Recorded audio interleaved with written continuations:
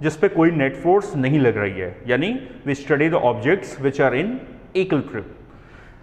Dynamics further divide होता है किसमें, काइनेटिक्स में एंड काइनेमेटिक्स में।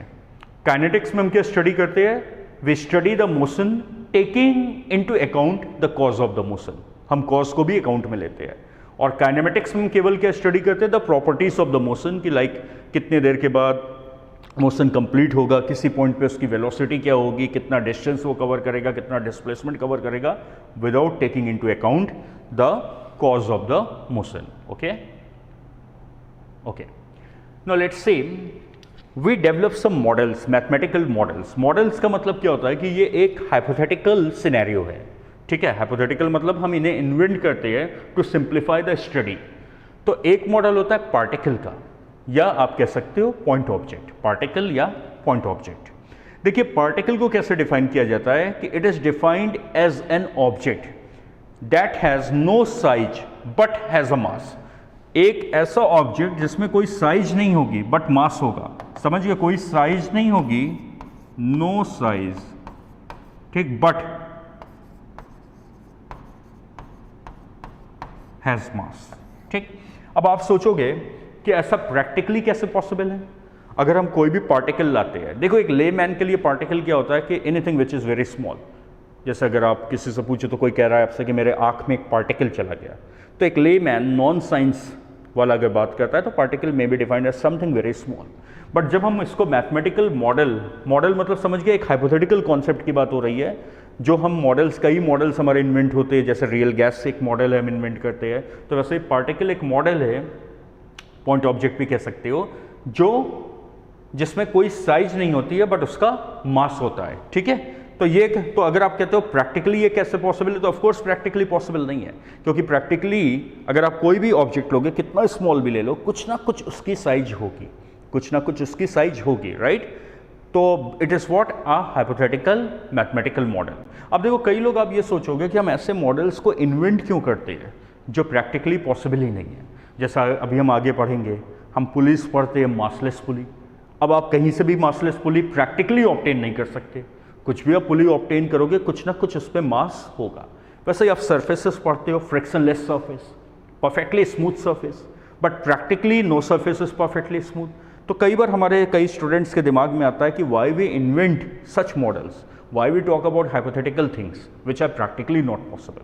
तो बेसिकली देखिए होता क्या है कि जब हम किसी चीज़ को स्टडी करते हैं तो हम उससे कुछ प्रॉपर्टीज़ को स्टडी करना चाहते हैं बाय इन्वेंटिंग सिंप्लीफाइड मॉडल। हम ये देखेंगे कि अब जैसे मान लो इस पेन को तुम फेंकते हो, ये पेन है, और तुम इसको अपने फ्रेंड की तरफ फेंकते हो, तो आप देखोगे ये कॉम्प्लिकेटेड मोशन फॉलो करेगी, it will follow a complicated motion like this, ठीक है। बट अगर तुम इसे पार्टिकल मान लो तो ये पेन की पूरी साइज खत्म हो जाएगी। अगर तुम इसे पार्टिकल मान लो तो इस पेन की पूरी साइज खत्म हो जाएगी, क्योंकि अब तो ये ऐसा हो जाएगा। तो आप देखोगे एक सिंप्लीफाइड पैराबोलिक पाथ फॉलो करेगी। अभी हम प्रोजेक्टाइल में देखेंगे कि अगर हम इसको पार्टिकल माने तो ये एक पैराबोलिक पाथ फॉलो करेगी, राइट। तो हम क्या करते हैं, जब हम किसी पॉइंट्स की कुछ पर्टिकुलर बिहेवियर को स्टडी करना चाहते हैं तो हम पार्टिकल लाइक मॉडल को इन्वेंट करते हैं। फिर जैसे जैसे हम आगे बढ़ते हैं, जैसे जब आप सेंटर ऑफ मास पे आओगे तो वहाँ आप देखोगे, जब आप एक्सटेंडेड नेचर, जैसे इस पूरे को तुम पेन को फेंकोगे तो वहाँ पे देखोगे फिर ये पार्टिकल लाइक प्रॉपर्टी एक पॉइंट पे हम अप्लाई करेंगे, जिससे हम क्या कहेंगे, सेंटर ऑफ मास। तो जैसे जैसे हम चैप्टर्स में आगे बढ़ेंगे हमारी और ये सिग्निफिकेंस क्लियर होती जाएगी कि why we have invented a particle like model. अभी आप इतना समझ लो कि particle is defined as an object that has no size but has a mass, okay. Now इसी तरीके से we all know what is a rigid body model. जब आप किसी ऑब्जेक्ट को कहते हो कि it is a rigid body, rigid object, उसका मतलब होगा कि under the influence of forces there will be no deformation in the object. Under the influence of forces उस ऑब्जेक्ट में कोई भी डिफॉर्मेशन नहीं होगी, उसकी साइज में कुछ भी चेंज नहीं आएगी, ठीक। Again this is a hypothetical concept, क्योंकि practically no object is perfectly rigid. But हम जितनी भी मैकेनिक्स पढ़ेंगे वो हम पढ़ते हैं रिजिड बॉडी मैकेनिक्स, यानी हमारे जितने भी ऑब्जेक्ट्स होंगे जब तक हमसे कहा ना जाए कुछ और, हम उन्हें क्या एज्यूम करके चलेंगे, एज रिजिड ऑब्जेक्ट्स। तो रिजिड बॉडी क्या होती है, which is not deformed under the influence of forces, which is not deformed under the influence of forces, okay.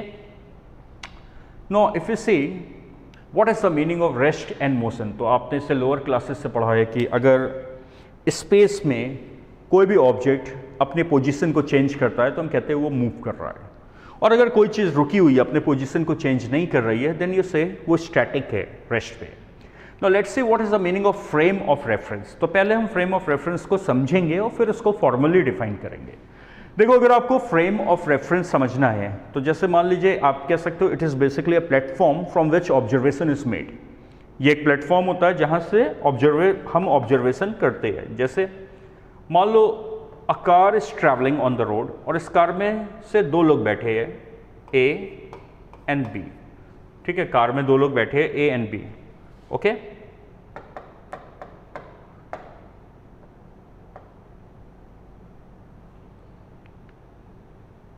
ठीक है, suppose there A and B who are sitting in the car and C is standing on the road.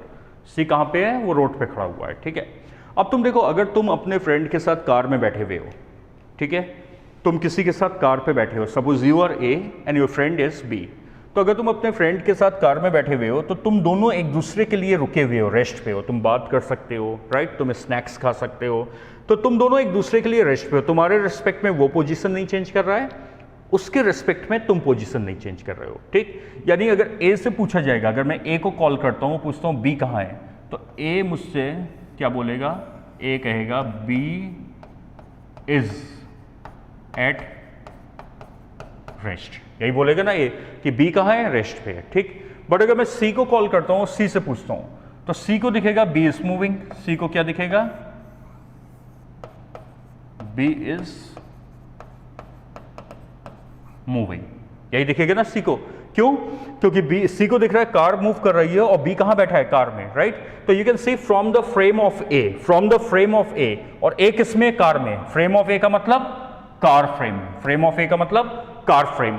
From the frame of A B is at rest, B क्या है? रुका हुआ है। But from the frame of C, अब देखो सी का frame का क्या मतलब हुआ? ग्राउंड फ्रेम, क्योंकि सी तो ग्राउंड पे खड़ा हुआ है ना।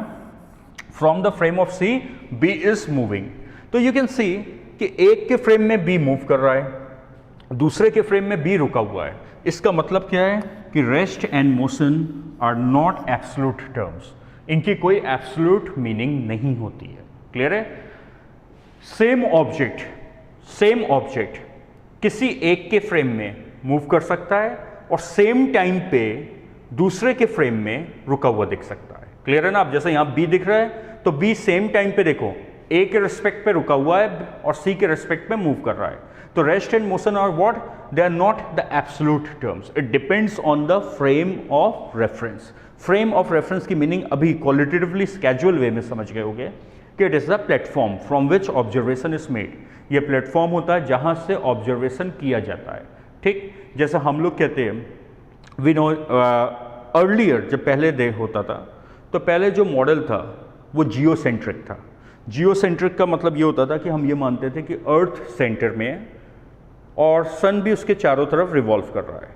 अब जो मॉडल है वो हेलियोसेंट्रिक है, यानी सन सेंटर पे है और प्लैनेट्स, अर्थ उसके चारों तरफ रिवॉल्व कर रहा है।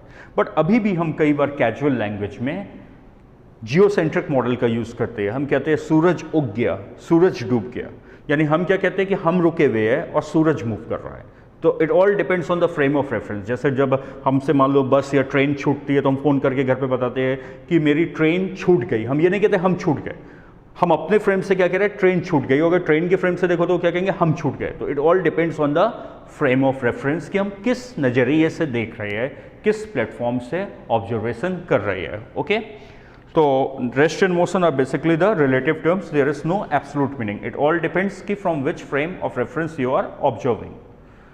अगर अब हमें फॉर्मली डिफाइन करना हो, अभी तो मैंने आपको फ्रेम ऑफ रेफरेंस की सिग्निफिकेंस बताया, उसकी क्वालिटेटिव मीनिंग बताई कि आप पहले उससे समझ लो कि वो क्या होता है। तो आई गेस अब आप इससे समझ ली होगी कि फ्रेम ऑफ रेफरेंस क्या होता है। ये एक प्लेटफॉर्म होता है, एक स्पेस होता है जहाँ से तुम ऑब्जर्वेशन कर रहे हो। जैसे तुम अभी मुझे देख रहे हो और तुम मान लो इस रूम में बैठे हो, तो तुम्हारे लिए मैं रुका हुआ हूँ। तो from the frame of the room, from the frame of the room I am at rest, from the frame of the room I am at rest. But अगर कोई मुझे प्लैनेट के बाहर से देख रहा है तो उसके लिए मैं मोशन में हूँ। क्यों? क्योंकि प्लैनेट रोटेट भी कर रहा है और रिवॉल्व भी कर रहा है। ठीक, तो it all depends on the frame of reference. Now अगर अब हमें formally define करना हो, how we can define a frame of reference, you can say it is a set of coordinates for the measurement of physical phenomena like the motion of the object. It is a set of coordinates. Coordinates क्या होते हैं? Space के और time के. अभी हम देखेंगे जब आगे काइनेमेटिक्स में बढ़ेंगे कि कोऑर्डिनेट्स का मतलब क्या होगा. स्पेस का 3 कोऑर्डिनेट्स स्पेस के होते हैं अगर आप रेक्टेंगुलर कोऑर्डिनेट सिस्टम ले रहे हो एक्स वाई जेड, और एक टाइम एक्सिस पे होता है जो बताता है टाइम कैसे फ्लो कर रहा है. तो a set of coordinates for measurement of physical phenomena like the motion of the object. Okay, so this is how we can formally define the frame of reference. ठीक है. Now अब एक important point समझना, throughout a study of mechanics जब कोई भी frame नहीं दिया होगा, when no frame is specified we will assume the ground frame. ध्यान देना, जब कोई भी frame नहीं दिया होगा तो हम क्या मानेंगे? ground frame. यानी हम ये मानेंगे, जैसे मान लो तुम्हें लैंग्वेज ऐसे दी जा रही है कि the velocity of the object, say the velocity of the object is, या मैग्नीट्यूड लिख रहे हैं, say the speed of object is 10 metre per second. अब देखो यहां पे ये नहीं बताया गया कि विथ रिस्पेक्ट टू हुम ना, ये तो नहीं कहा गया, केवल ये हाँ ये लिखा होता with respect to car, with respect to elevator. उसका क्या मतलब होता कि अगर कोई एलिवेटर में खड़ा होकर देख रहा है तो उसको स्पीड क्या दिखेगी ऑब्जेक्ट की? 10 metre per second. But with respect to यहां लिखा ही नहीं है, केवल कहा गया the speed of the object is 10 metre per second. तो ये क्या हम मानेंगे? ये हम मानेंगे कि ये कहां से लिया गया है? ये लिया गया है ग्राउंड फ्रेम से. कहां से? ग्राउंड फ्रेम से. यानी कोई अगर ऑब्जर्वेशन कहां खड़ा होके करेगा? ग्राउंड से करेगा, तो इससे क्या दिखेगा? इसे इसकी स्पीड कितनी दिखेगी? 10 मीटर पर सेकेंड. इससे इस ऑब्जेक्ट की स्पीड कितनी दिखेगी? 10 मीटर पर सेकेंड. तो इस पॉइंट को नोट कर लीजिएगा, काफी क्रिटिकल पॉइंट होगा जो फ्रिक्वेंटली अप्लाई होगा. When no frame is given और no frame is specified we will assume the ground frame. We will assume the ground frame. Okay, now let's see. Right now we will use a quantity which will be called the velocity, and velocity is basically a vector quantity. तो यहाँ मैं आपको थोड़ा सा briefly vectors के बारे में बता रहा हूँ. बाकी वेक्टर्स मेरे टॉपिक जो पूरा चैप्टर है वेक्टर्स उसमें कवर होता है, बट यहाँ मैं थोड़ा सा ब्रीफली बता दे रहा हूँ कि जब हम वेलोसिटी को रिप्रेजेंट करें तो आप समझ पाओ कैसे रिप्रेजेंटेशन होती है. See, basically vector is a quantity, a physical quantity which has both the magnitude as well as the direction. ये ऐसी फिजिकल क्वांटिटी होती है जिसमें मैग्नीट्यूड भी होता है और डायरेक्शन भी होता है. जैसे अगर आप फोर्स लगा रहे हो, ठीक, और आपने इस ऑब्जेक्ट पे फोर्स लगाई लाइक दिस, इधर लगा रहे हो नॉर्थ की तरफ, और से मैग्नीट्यूड फोर्स का 10 न्यूटन्स, तो आप कहोगे आप जो फोर्स लगा रहे हो वो 10 न्यूटन्स है किधर? Towards north. 10 Newton is what? The magnitude, and north is what? The direction of the quantity. तो ऐसी क्वांटिटीज जिसमें मैग्नीट्यूड भी होता है और डायरेक्शन भी होता है वो कहलाती हैं वेक्टर क्वांटिटी. ठीक. अब देखिए जब आप वेक्टर्स को लिखते हो तो हम इस तरीके से लिखते हैं, जैसे आपने ए लिखा, से वेक्टर ए, और ऊपर हम एक राइट हैंड एरो लगा देते हैं. तो वेलोसिटी, डिस्प्लेसमेंट, फोर्स, ये सभी वेक्टर क्वांटिटी है. तो जैसे डिस्प्लेसमेंट हम यूजुअली एस लिखेंगे, वेक्टर साइन, वेलोसिटी वी लिखेंगे, वेक्टर साइन, फोर्स एफ लिखेंगे, वेक्टर साइन. देखो ये जो एरो है ऊपर वाली, इससे डायरेक्शन का कोई मतलब नहीं है. ध्यान देना, इससे डायरेक्शन का कोई मतलब नहीं है. ये केवल क्या है? नोटेशन है लिखने की. ये मत सोचना कि ये नॉर्थ की तरफ है, तो ये केवल जो ऊपर लेटर के ऊपर एरो है ये केवल वेक्टर की नोटेशन है. कुछ बुक्स में आप देखोगे, जैसे ओल्ड रशियन टेक्स्ट है इरोडोव, और जो आपकी एनसीईआरटी की बुक्स है, तो उसमें आप देखोगे कभी कभी जो वेक्टर्स लिखा रहता है वो इस तरीके से बोल्ड में भी लिखा रहता है. जब बोल्ड में लिखा रहता है तो इस पे एरो नहीं लगती है. ठीक. तो 2 वे होता है वेक्टर को लिखने का, या तो ए लिखो, लेटर जो भी नाम हो, ए एस वी एफ, और उस पे एरो लगा दो, या बोल्ड में लिख दो.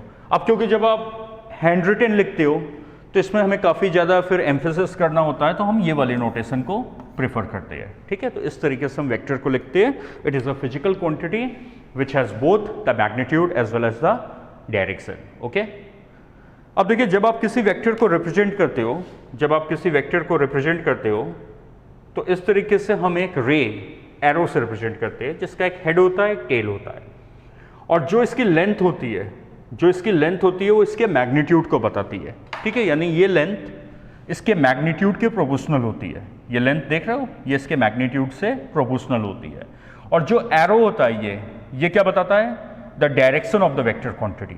ये जिधर बनाते हो that is the direction of the vector quantity. जैसे इसका क्या मतलब हुआ देखिए, मान लीजिए वी आर मेकिंग, सबसे पहले मैं एक ग्रिड बना देता हूँ, ठीक है। मान लो ये हमारा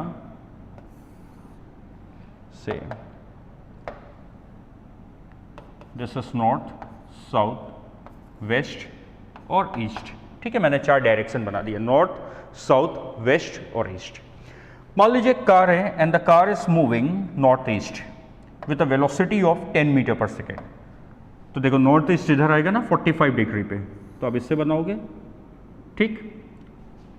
और इसकी वेलोसिटी क्या लिखोगे? से कार ए, तो मैंने लिख दिया वेक्टर वी ए, और देखो इस पे एरो लगा दिया। इस एरो से देख रहे हो, इस एरो से नॉर्थ ईस्ट का कोई मतलब नहीं है। ये जो तुमने वेक्टर बनाया है इसकी एरो किधर है? नॉर्थ ईस्ट की तरफ, वो बता रहा है उसका डायरेक्शन। ये एंगल कितना दिखाओगे आप? 45 डिग्री, और ये कितनी है? 10 मीटर पर सेकेंड, ठीक है। अब मान लीजिए एक दूसरी कार है वो साउथ की तरफ जा रही है, कार बी। एक दूसरी कार है वो साउथ की तरफ जा रही है, कार बी, और उसकी से स्पीड है 20 मीटर पर सेकेंड। उसकी स्पीड है 20 मीटर पर सेकेंड। अब देखिए उससे आप कैसे बनाओगे? उससे तो आप किधर बनाओगे? साउथ की तरफ। तो यानी जो तुम वेक्टर बनाओगे, जो ये रे बनाओगे, वो किधर होगा? इस तरीके से, ठीक। इसको मैं क्या लिख दूं? V B, velocity of B. अब एक पॉइंट का ध्यान देखो, इसकी लेंथ की ये लेंथ इससे डबल होगी, देख रहे हो? क्यों? क्योंकि अभी मैंने आपको बताया लेंथ वेक्टर का क्या डिनोट करता है? मैग्नीट्यूड। लेंथ क्या डिनोट करता है? मैग्नीट्यूड। तो इसका मैग्नीट्यूड कितना है? 10 मीटर पर सेकेंड, और इसका कितना है? 20 metre per second.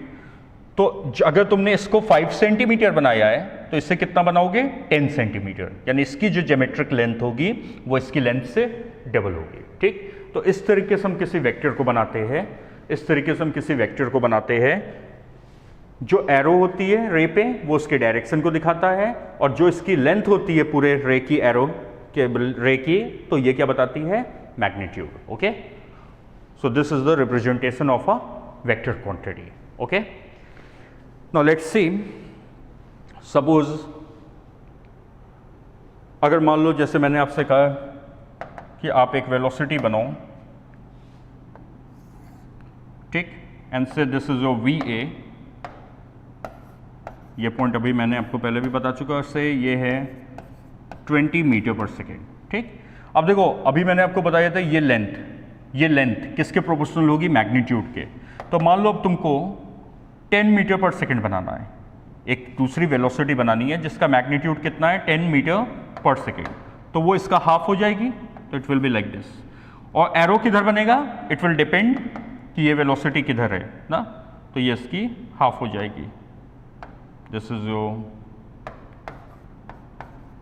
We B 10 metre per second. Okay, अब मान लो तुम्हें 40 मीटर पर सेकेंड बनाना है, तो 40 इसका डबल हो जाएगी, समथिंग लाइक दिस। इसको मान लीजिए मैं C का नाम दे दे रहा हूँ, VC with a magnitude of 40 metre per second. Clear है? तो ये ध्यान रखिएगा, वेक्टर की लेंथ क्या बताएगी? उसका मैग्नीट्यूड, और एरो क्या बताता है? The direction of the vector quantity.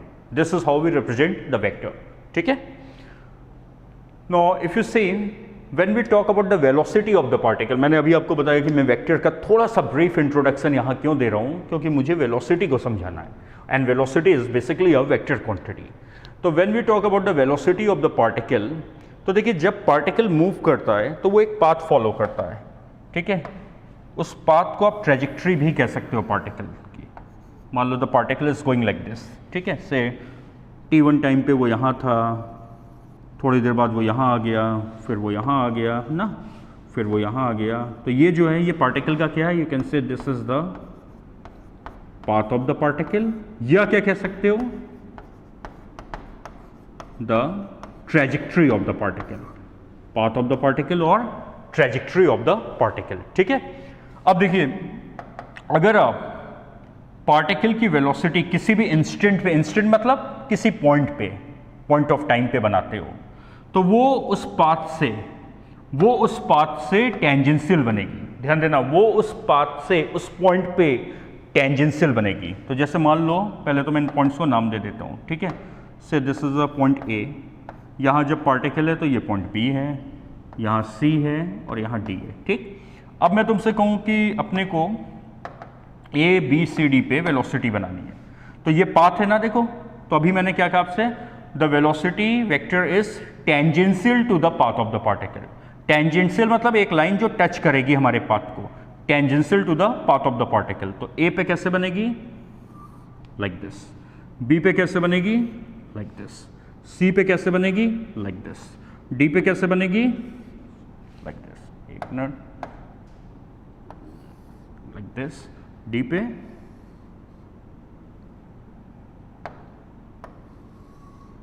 Like this, ठीक। अब आप इन्हें लिख सकते हो, this is what the velocity at A, this is what the velocity at B. ये क्या है, हमारी सी पे वेलोसिटी है, और ये क्या है, डी पे वेलोसिटी है, ठीक। तो इस पॉइंट को नोट कर लीजिएगा, क्योंकि ये काइनेमेटिक्स की जैसे ही हम बिगनिंग करेंगे इस पॉइंट का एप्लीकेशन होगा। किसी भी पॉइंट पे अगर तुम किसी भी पॉइंट पे वेलोसिटी वेक्टर बनाते हो, तो वो पार्टिकल के पाथ से या ट्रेजेक्ट्री से, वो उस पॉइंट पे पार्टिकल के पाथ से या ट्रेजेक्ट्री से कैसा बनेगा, टेंजेंशियल। कैसा बनेगा, टेंजेंशियल। टेंजेंशियल मतलब समझ गए, एक लाइन जो पार्टिकल को उस पॉइंट पे पाथ को टच करेगी, ठीक है, लाइक दिस। तो at any instant the velocity vector is tangential to the path of the particle. At any instant, the velocity vector is tangential to the path of the particle. Okay? Now, if you see, जो अभी हमने point देखा, अगर हम उससे देखें तो देखिए, जब हम पढ़ेंगे अभी काइनेमेटिक्स में, हम स्टार्टिंग करेंगे with the motion in one dimension, straight line motion, और you can say the rectilinear motion, ठीक।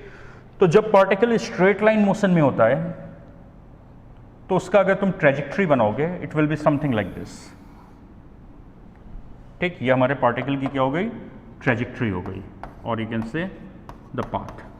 अब मान लीजिए मुझे डिफरेंट पॉइंट्स पे इसकी वेलोसिटी बनानी है। ये ए है, ये बी है, ये सी है और ये डी है, ठीक है। तो this is the straight line और रेक्टिलिनियर मोशन। तो अब देखो, अगर तुम इस पे वेलोसिटी बनाओगे, तो अभी हमने देखा था हर एक पॉइंट पे वेलोसिटी कैसे बनेगी, टेंजेंशियल। और हमारा इस केस में पाथ कैसा है, straight line path, straight line path, ठीक। इसे रेक्टिलिनियर मोशन भी कहते हैं, स्ट्रेट लाइन मोशन और straight line path. Straight line motion is the name of the motion, the trajectory is a straight line path. तो अगर मैं ए पे टेंजेंशियल बनाऊंगा तो ऐसे बनेगा, बी पे बनाऊंगा it will be like this, C पे it will be like this, D पे it will be like this, ठीक है। तो यू कैन सी हर एक पॉइंट पे जो हमारे वेलोसिटी का डायरेक्शन है वो सेम है, देख रहे हो ना, ए पे, बी पे, सी पे और डी पे, सब वेलोसिटीज किधर है, राइट साइड। हाँ, मैग्नीट्यूड सेम भी हो सकता है और डिफर भी कर सकता है। जो वेलोसिटी का मैग्नीट्यूड है, जो स्पीड कहलाएगा, वो सेम भी हो सकता है और डिफर भी हो सकता है, ठीक है। तो आप ये देखो, पहला एप्लीकेशन कि हमने वेलोसिटी वेक्टर्स बनाया किस पे, स्ट्रेट लाइन पाथ पे। ये हमने 4 पॉइंट्स पे वेलोसिटी वेक्टर्स बनाए, कब, जब हमारा पार्टिकल किस में मूव कर रहा है, स्ट्रेट लाइन पाथ में, रेक्टिलिनियर मोशन, ठीक है। चलिए अगला एप्लीकेशन देखते हैं।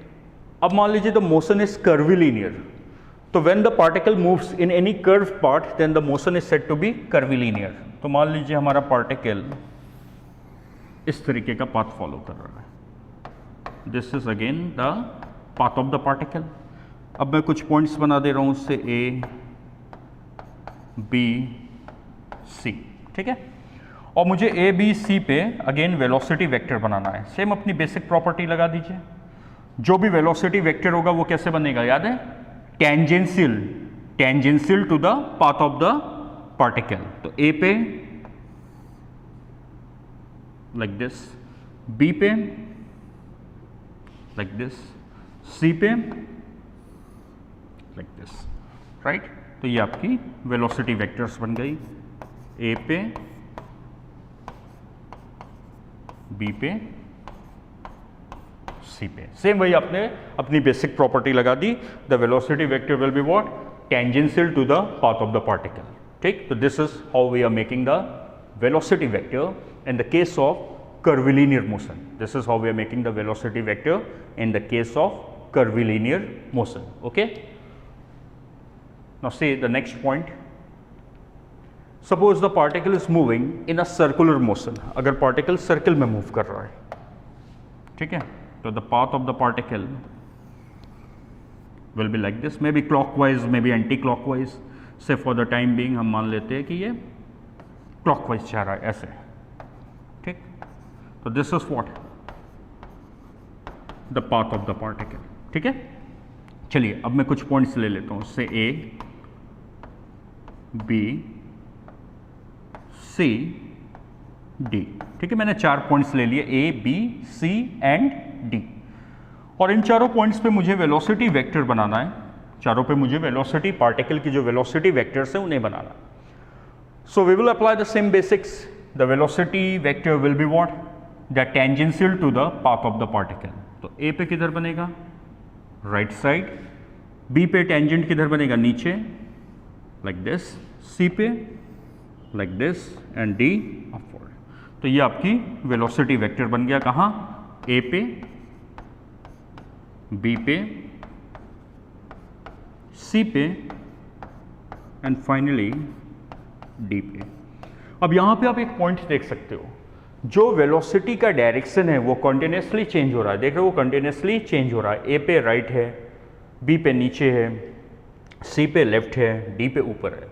हाँ, मैग्नीट्यूड, जो वेलोसिटी का मैग्नीट्यूड होगा वो सेम भी हो सकता है और डिफर भी कर सकता है, that is another thing. But जो वेलोसिटी का डायरेक्शन है वो कंटिन्यूसली चेंज हो रहा है।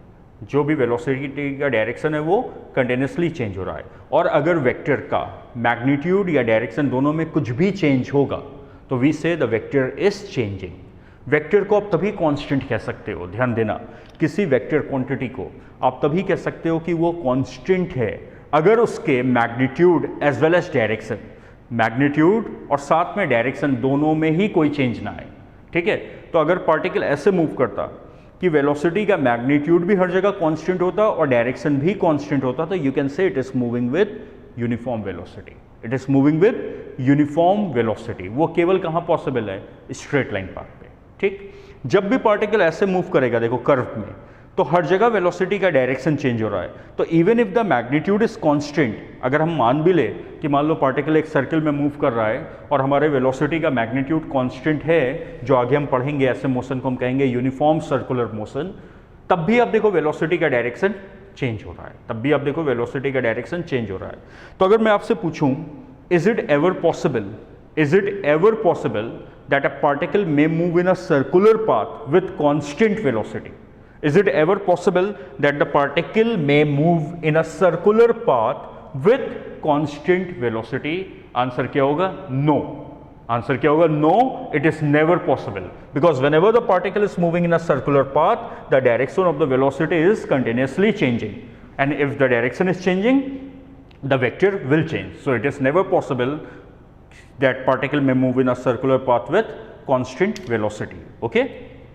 तो यहाँ पे हमने देखा how we make the direction of the velocity vector।